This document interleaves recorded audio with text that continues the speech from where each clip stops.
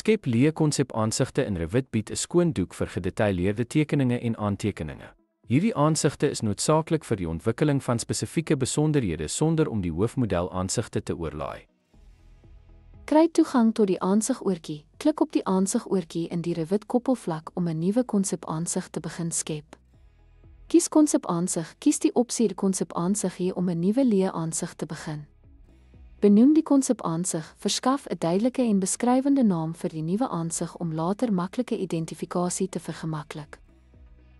Stel aansigskaal. Pas die skaal van die konsep-aansig aan om by die vlak van detail te pas wat jy beplan om in te sluit.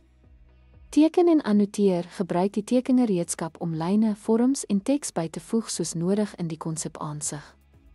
Organiseer konsep-aansigte. Plaas konsep-aansigte op die toepaslike plek binne die projekblaaier vir maklike toegang en organisasie.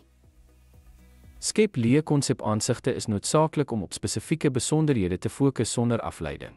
Hierdie proses help handhaaf organisasie en duidelikheid binne 'n Revit projek.